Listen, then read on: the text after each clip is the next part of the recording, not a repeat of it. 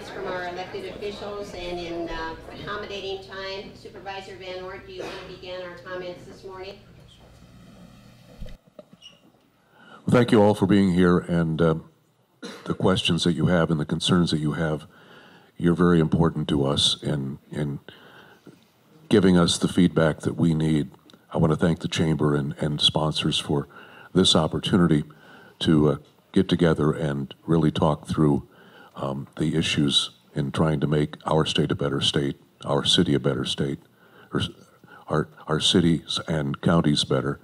I want to just take a minute and give this guy here and his other elected, the city council members, a real attaboy for lowering their tax levy this year. I think it's a good signal that Ankeny is in a very good position. The county's in a very good position as well. We're in the process of certifying our budget for this year. It's $278 million. We serve a lot of people, have a lot of needs, and we're in very good financial position. I'll make this one point, and then I'll wrap up. We are in a position to be able to assume the $6 million that over the next 5 years or 6 years for the backfill. We probably could have. I'm in the majority or the minority. There's 3 of them and 2 of us. I would have liked to have seen Polk County lower the tax levy as well, but that wasn't something that we all. Well, never mind. It didn't happen. But I did say I want to take those dollars and begin to put together a reserve fund, and that was what Kevin was referring to, putting together that reserve fund so that we can just assume those decreases in backfill and not have to raise the levies. I thank all of you. If there's any questions, concerns, I thank the gentleman for the compliment of snow plowing in unincorporated Polk County, because you're the only person that I've heard say good things, because just the other day someone called me and said that we were filling his driveway on purpose. I don't know if you get those calls, but okay. Thank you everyone very much. Have a great day.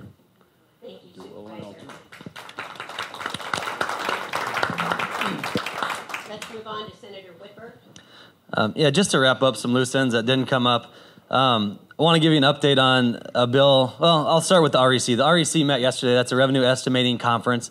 They are the commission that gets together to give us these estimates that sometimes I complain about because they're not always perfect. In fact, they've missed about 6 in a row. But they met yesterday to show us, give us our latest estimate on what we can expect out of revenues going forward, and if we have to adapt with our current budgeting process that we have going on right now. What they have shown is an uptick in state revenues, largely, I believe, because of the federal tax bill that has passed last December. That has caused some more activity in our economy, so we are seeing some growth out of that. The de-appropes bill that we talked about the first forum, we had just passed a de-appropriations bill to make some cuts to hopefully make it so our budget was secure at the end of the year. That has still not passed. Both chambers have been signed by the government, so all the cuts that we were talking about have not happened yet. There will be discussion Monday, I'm sure, when we meet with the governor to see if we need to do that de-appropes bill, and if so, how much do we need to cut. I believe the REC estimate that came back yesterday has us with about a $3 million buffer if we don't do anything.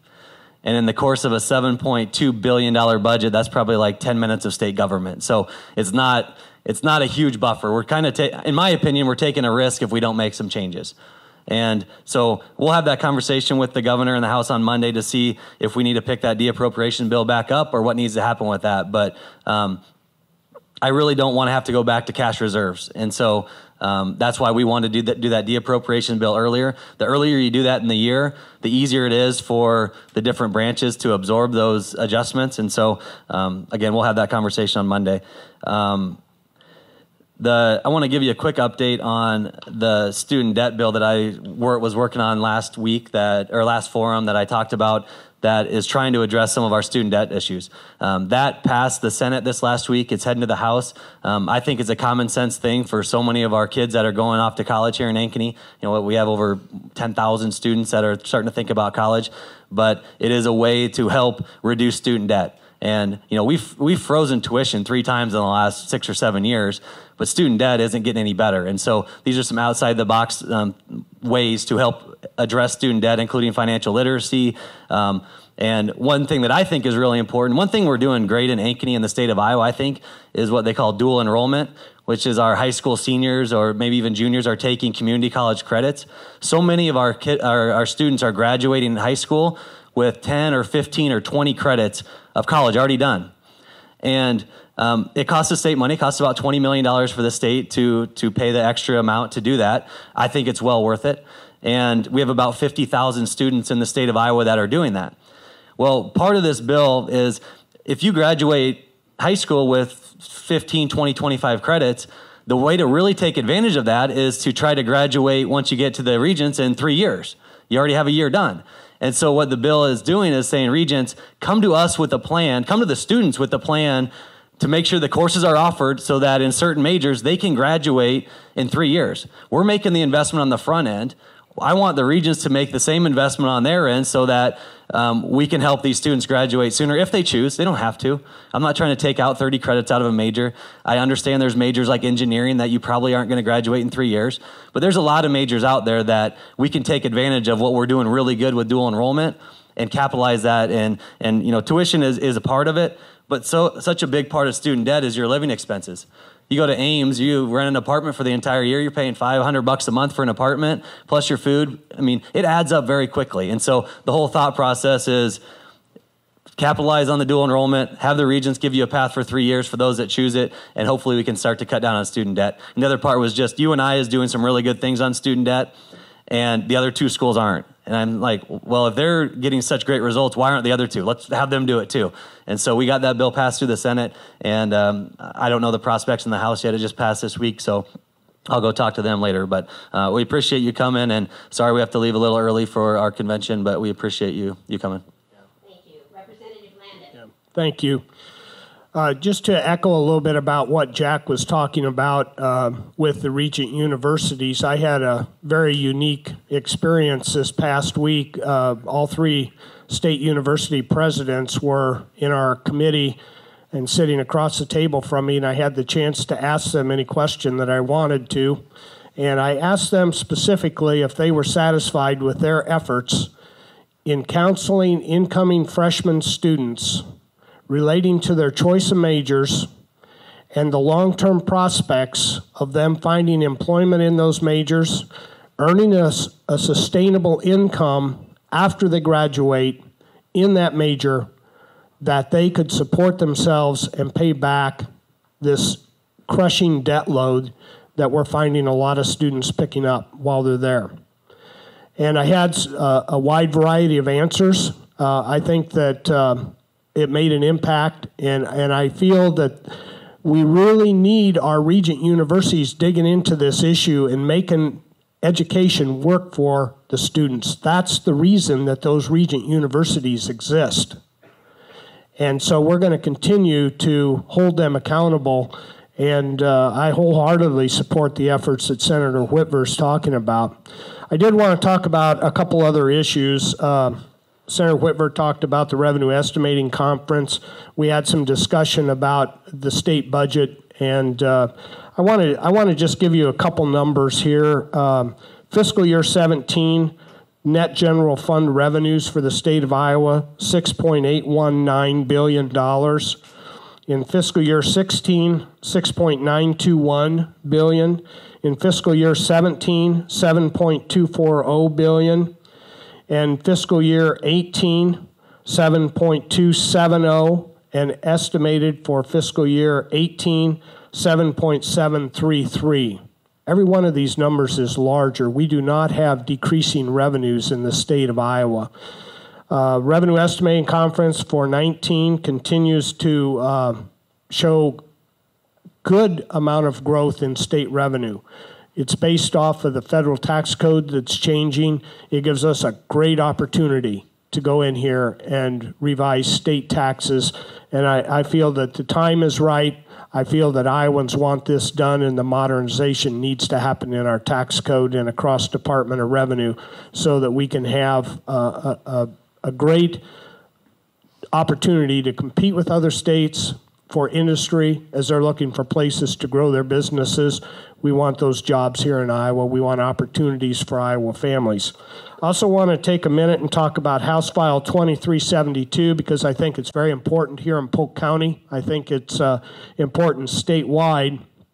What this bill would do, and it's passed out of the House and gone over to the Senate, it would have the Legislative Service Agency draw county supervisor district lines in Iowa's 10 largest counties.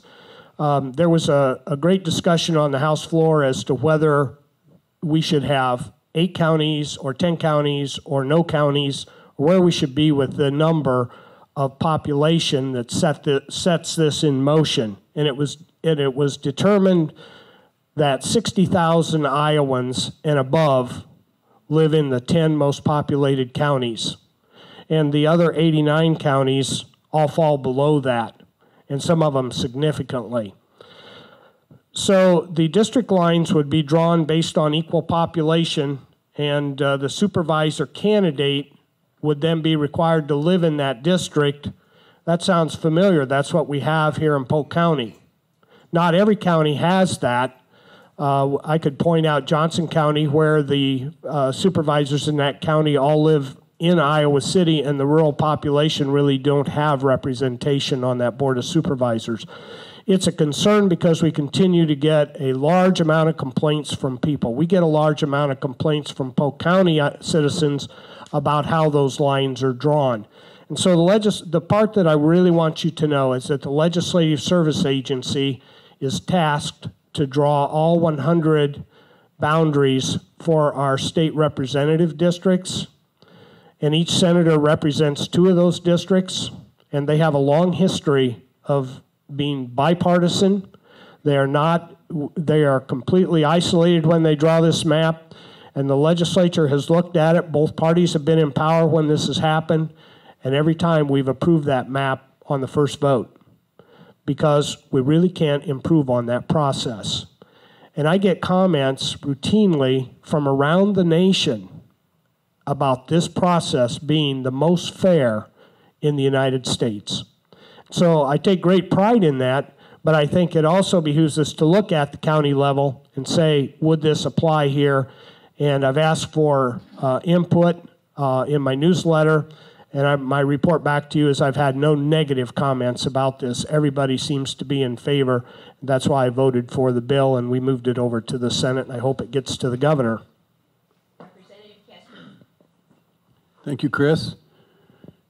I want to start by saying a few quick thank yous to each being here and also sponsors. I'll come back to that. But my bride showed up today despite it being spring break at DMAC and better offers for warmer stuff. And so, Linda, since you stuck with me this weekend, I'll help you celebrate our 43 years, and I'll stick with you. Yeah, thanks. It was easy to say. I mean, it's just there. But in introductions, it's heartwarming to me to see a club of 4 that I'll join someday after 2020 if the voters let me go back next time. But we actually have 4 state legislators that are in the club that I jokingly refer to as the formerly honorable legislators. Senator Noble is here. We have, that represented our district also, we have Representative Mark Haverland, and we have both chambers and both parties represented. I saw there's Chuck Soderberg and Steve Basinius. Appreciate what those 4 gave and did, and it's also neat that when you step away, you don't walk away. You're still engaged, and I thank these people for doing that, and I realize I'm sitting where I can see these folks, and you wouldn't know they're all out there. Another thank you, Veridian. I haven't noticed that our credit union was a sponsor of this activity in the past, and I know you agreed with the chamber on that last fall. to do so. And so I appreciate all of our sponsors. Snyder is almost always on this list of seeing that this exchange is a good public opportunity and a good thing for democracy. And since Viridian's here in this timely time you got a couple things going on at the Capitol, and I just want to just make my commitment that I didn't go down there to increase taxes on nonprofits.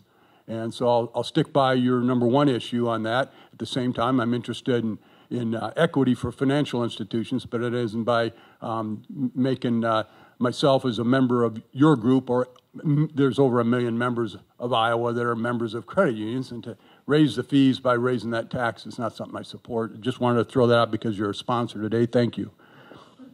The deprobes piece. As the senator said, I wouldn't have thought about it being 10 minutes of state government, but $3 million sounds like a lot to you and me, and at the same time, it's an insignificant buffer in terms of what's happened the last 3 years. So I agree it's not an adequate notion in terms of how we get through that, how we get through the rest of this fiscal year that's just about 3/4 done, and then balance the budget at the end. Because in May and June, 3 years in a row, we just had downticks that weren't projected, and so it messed with the budget, and those adjustments or vetoes or things that happen are painful, and it's better to plan that budget. And now we know there's a buffer, but it's an insignificant one. And so I'll support going to a deapprobes, but I'd also, the other method is I have absolute confidence in Governor Kim Reynolds to handle that right if she has to make those decisions, and the executive branch has that authority at the level that is likely to occur here. If there is noise about that and that's not where we're going, here are my top priorities in terms of what will be spared from deapprobes if Kevin Koester gets his way, which, you know, there's 150 of them down there. It's not always about, Jack doesn't wait with bated breath to know what I think every time, but he always listens. I appreciate him. So having kind of quantified my vote in the process, but K-12, top of the list, that's already been talked to by others. Next is Medicaid. It was listed for significant cuts in several of the proposals about deapprobes. Got to leave it alone. Next is the community colleges. They are in the House budget on this, only $500,000. They're a smidgen, barely listed there, but I really appreciate our bang for the buck on our investment in community colleges. I would spare them from this. And last, and maybe surprising, my next priority on that budget would be DHS. I want to preserve what needs to happen there in terms of services, but also the impact that has on Medicaid. And so if I get my way, those are the things that will be spared when we do a deapprobes bill. I prefer we do, but it's fine if we leave that to the governor if, as has been our trend, that the buffer's inadequate and we're going to go deeper than that and somebody's got to make the adjustments. Two things on I'm in my 10th year, almost average now. I'm told that, you know, the average legislator life is 11 point something, and so I'm almost average. And in my 10th year, I think I had my best week in terms of priority bills coming out the House floor in terms of things that I chaired and was working hard on for a number of months.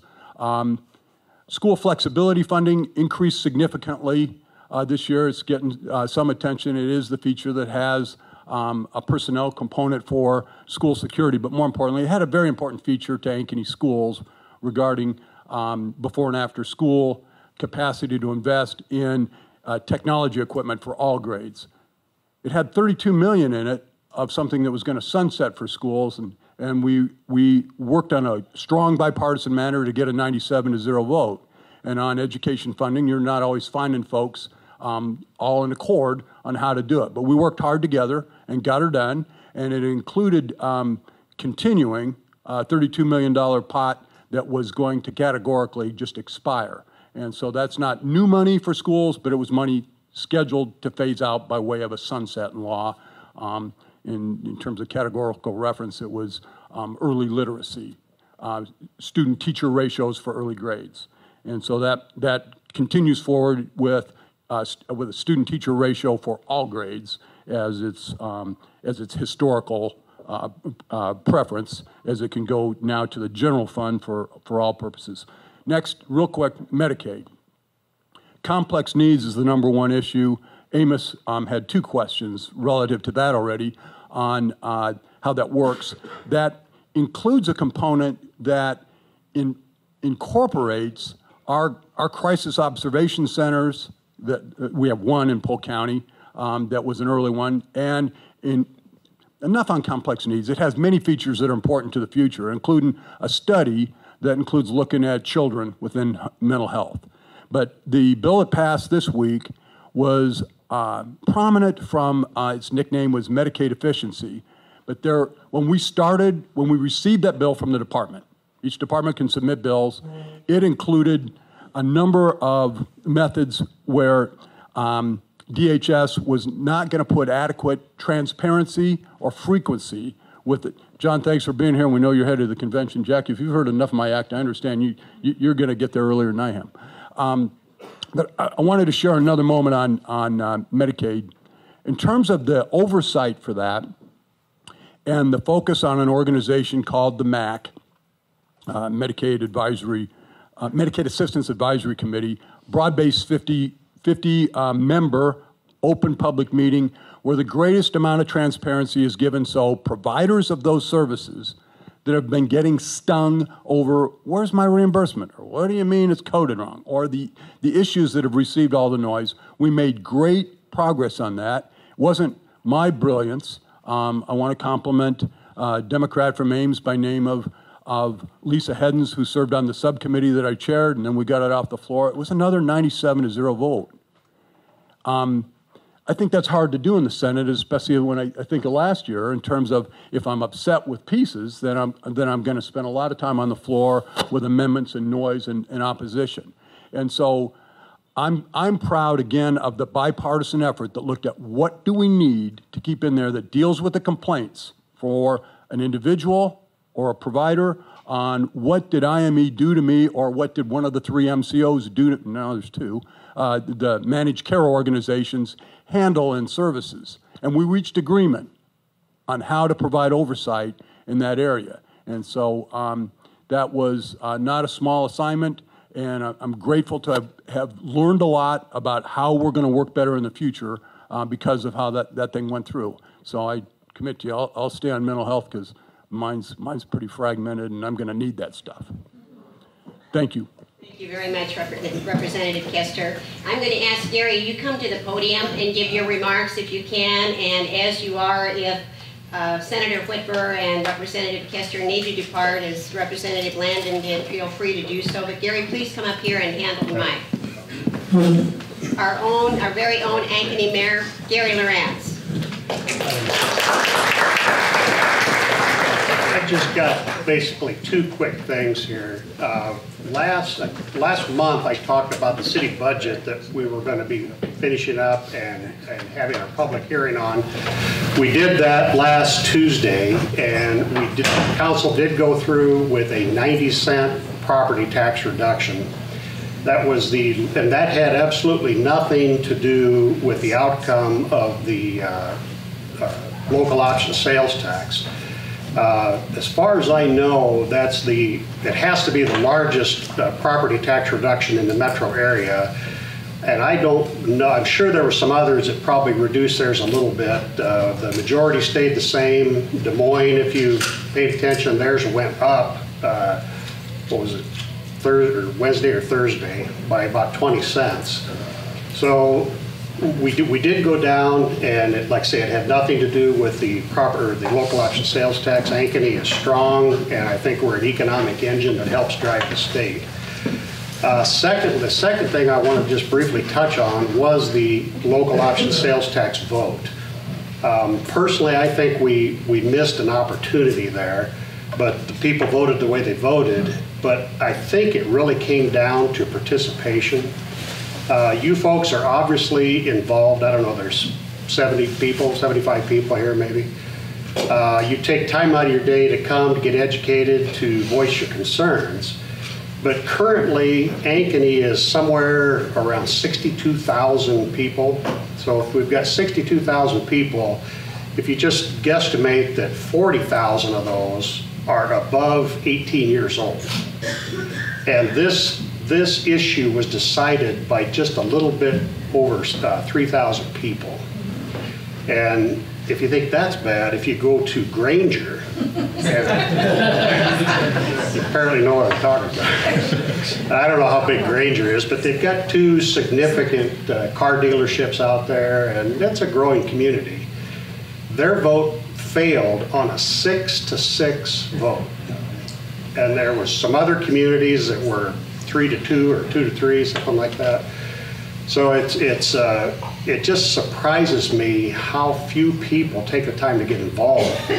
On our budget, every year we have a public information meeting. The city manager goes through a presentation on what we did on the budget, how we arrived at the budget, how the budget affects you, and we think we do a decent job of publicizing that.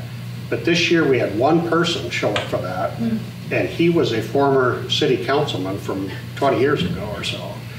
The local option sales tax, we had 2 different public meetings on that. One was in the afternoon at noon, and then one was the next day at 6 o'clock, just so we could hit people that had different schedules. Between the 2 of them, I believe we had 5 to 6 people show up for that. And a lot of people are obviously involved on social media and get a lot of their information on social media. But I think social media kind of paints half the picture. You don't necessarily get the full or the complete story on that. But so hopefully I don't sound like I'm scolding anybody here. But we did have a nice 90-cent tax reduction. Currently, not knowing what the other communities do, that 90 cents puts us at $10.75, which if you compare the rest of the metro, everybody in the metro, we're 4th from the bottom right now on our tax levy. And our combined levy is, what, $40.95 or something like that. I'm not sure where that falls. We've always been in about the middle of that. But the one thing that I guess frustrates me a lot is I hear all the time that our taxes are too high, but people don't stop to look at where their taxes are really at. And granted, we want to get taxes as low as we can, but the way I look at it is taxes need to be as low as responsibly able. I mean, you can lower your taxes too far and then you've got issues, but we like to do it as low as responsible. But that was my little 2 cents on the 2 things I had.